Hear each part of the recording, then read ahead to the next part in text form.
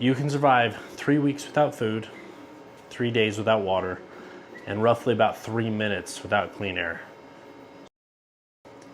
Is the air you're breathing actually clean? Today we're going to dive in a little bit into how to make sure you have some clean air for you and your loved ones. There are multiple levels of different ways to have filtered air or clean air for you to breathe. The first is your simple masks, your face coverings like doctors wear, N95 masks. Most everybody that is watching this video has worn those at some point. With the pandemic we had not very long ago, most likely everybody has worn those for a good amount of time. And while they're okay for filtering out large, heavy particles in the air, that's all they're good for. They're not great for long-term use, they're not reusable, and they're just not great. The next step up from that would be something like this. This is called a half face mask. Now, if you've worked in the trades at all, you've worn this. You see painters wearing them all the time. The good thing with these is that they've got removable filters, so you can always swap a filter. You can keep the same mask, swap the filters out for different things that you're using for, whether it's just straight dust particles or sawdust, light carbon filters, and light vapor filters. They're really decent for that kind of stuff, and they're really cheap, so you can have a lot of these on hand. They're very good for very lightweight activities that require a little bit of filtering, that you don't necessarily need something heavy duty. For the best all-around mask that you can get, this is what you need to look at. This is the Mira Safety CM8M. And yes, Mira Safety sent this out for us to review on the channel, but it's not going to change how I feel about the mask. This is the mask that I was already looking at before they sent one out. This is the one I planned on getting. They make a great all-around mask for pretty much everything that you can need. This one takes 40mm filters, and it can take any 40mm filters. It's not just for Mira Safety, so if you have other filters you want to use, I personally really like the way Mira Safety has their filters. They're easy to know which one you need for what activities. They list on the back of the canister what it filters out. Like this one specifically is all your CBRN stuff, radioactive fallout, everything like that.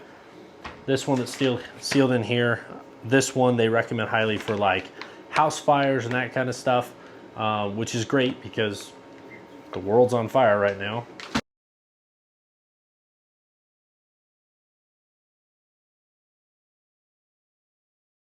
Wildfire has burned more than 94,000 acres and is now 25% contained. Ahead of the 4th of July, Utah's governor announced a statewide ban on personal fireworks as firefighters continue battling dangerous conditions. So it's really good to have something like that. The other really cool thing with this one, and it's kind of using to prop it up, this one has a straw to be able to drink from their canister. So as long as you have a filtered water source, obviously, or some clean water, you can drink without taking your mask off, which I think is huge, because anything else like these half masks and everything else, you obviously have to take the mask off to drink.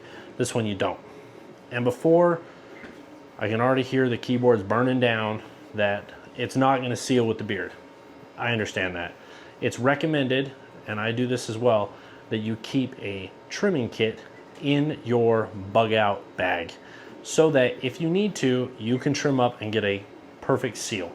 Now, I will tell you, and this is from my own personal experience, I have used masks similar to this, air purified masks and such for my job, and I have never had to trim, and I've had a perfect seal. And yes, my beard was this long. Was it the smartest thing to do? Probably not.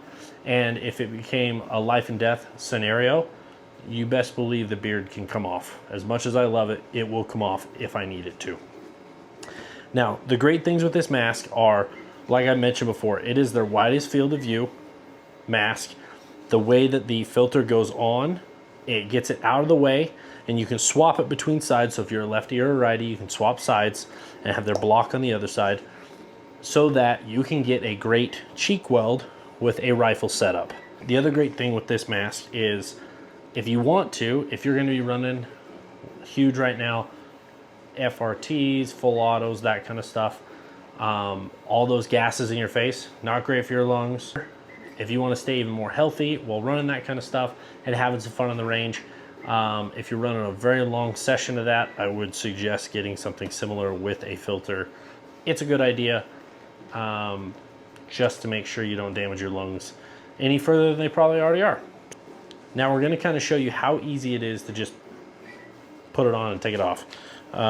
So when you're putting it on, you're going to want to fold the mesh part over the front, just like so. And obviously if you have a hat, take it off. Excuse the hair mess, it's a little bit crazy. Make sure all of that seal portion here is roughly cleaned before you stick it towards your face. And then you're going to, as such, make sure you got it somewhat lined up.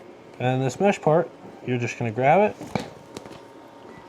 and over the top like that. So you should have a strap here above your ear on both sides, a strap coming down, and then ones underneath your ears just above the top of your jawbone on each side.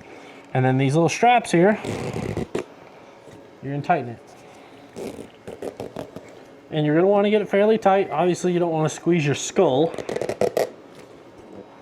but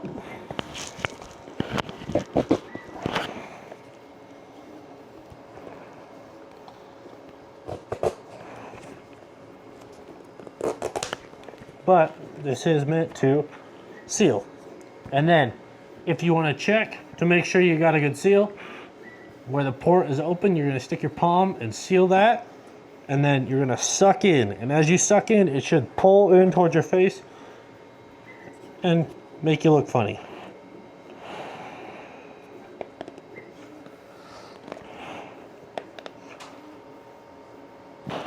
So, pretty good seal. I didn't really have any leakage even with my beard, which is impressive. So, then when you're taking it off, it's got these little rubber tabs right here. You're going to pull those forward on both sides, and then same here. It's going to pull your hair, so just don't be a little crybaby about it.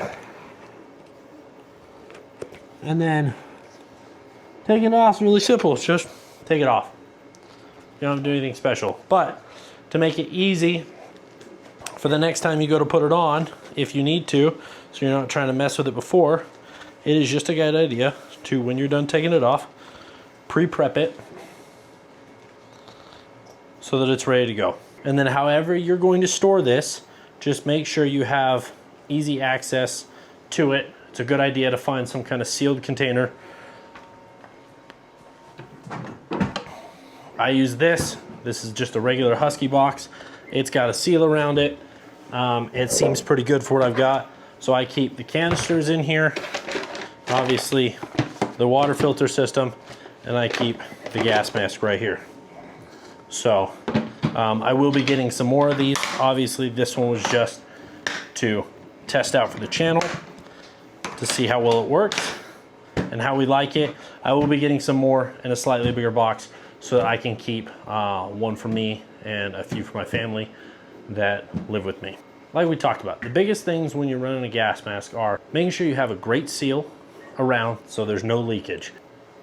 Even little tiny particles can find their way up through your beard hair. It will find the path of least resistance and get up and into your lungs. It's not a good day.